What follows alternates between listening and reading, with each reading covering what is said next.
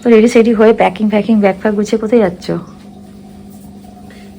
আমার রুমাল মুখে দিলে আমার কষ্ট হয়। তোমাকে রুমাল মুখে দিয়ে যেতে হবে, দূরে গেলে কিছু জিনিস মেনটেন করতে হয় বাইকে। কত দূর যাচ্ছি আমরা দেখা যাবে, তুমি নাও না, দেরি হয়ে গেছে। তো চলো দেখা যাক কোথায় যাই আজকে রে, এসব প্যাকিং করে। কোথায় যাবে গো? চলো বলছি, চলো কাশ্মীর। বজবজ থেকে তো যাই না। না আমরা এটা দিয়ে বেরোবো তো, ডাকঘর দিয়ে বেরোবো তো। হ্যাঁ, ডাকঘর কোন দিকে যাবে? তুমি কি হাওড়ার দিকে যেতে চাইছো নাকি? না, এদিক দিয়ে যাবো। পূজালি। চলো লোকেশন। বেরিয়ে তো পড়লাম, কিন্তু আমি এখনো বুঝতে পারছি না যে আমরা যাচ্ছিটা কোথায়। আর এই রাস্তাটা হচ্ছে আমার বাপের বাড়ি যাওয়ার রাস্তা। তো এটা হচ্ছে আমার বাড়ি থেকে একটা মোড় পড়ে, চড়িয়াল মোড়, সেটা। কিন্তু এখান থেকে কি ও কি আমার বাড়িতে নিয়ে যাচ্ছে? না, ও তো আমার বাড়িতেও নিয়ে গেল না, এতে সোজা চলে আসলো নদীর ঘাটে।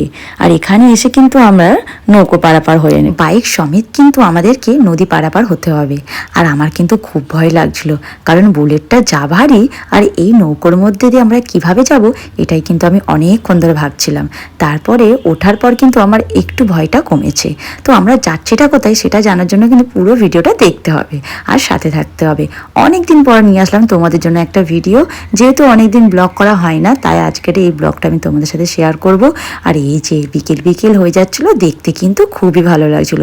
নদীর এই সুন্দর জায়গাটা আমার কিন্তু মন ভরিয়ে দিচ্ছিল, কিন্তু আবার এদিকে ভয়ও লাগছিল যে কি যদি বাই চান্স যদি নৌকোটা কিছু একটা হয় বাবা। তারপরে দেখলাম যে না ঠিক আছে, গঙ্গা মাকে প্রণাম করে আমরা কিন্তু চলে এসেছিলাম এপারে।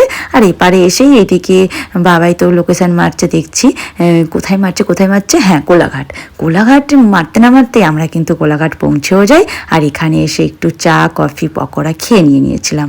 খাওয়া দাওয়ার পর আমরা কিন্তু আবার বেরিয়ে পড়েছিলাম, যেহেতু আমাদের বাইক নিয়ে ট্যুরটা করতে হচ্ছে, মানে লং। আর হ্যাঁ, তোমাদেরকে তো বলাই হলো না, আমরা কিন্তু খেয়াপাড় যেখান থেকে হয়েছিলাম সেই লোকেশনটা ছিল পূজালি ঘাট। তো ওখান থেকে আমরা খেয়াপাড় হয়ে তারপরে ময়না থানা হয়ে সোজা চলে এসেছিলাম আমার দেশের বাড়িতে।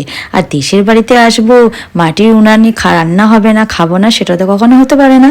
আর এই যে বড় মা, ইনি হচ্ছে আমার বড় মা।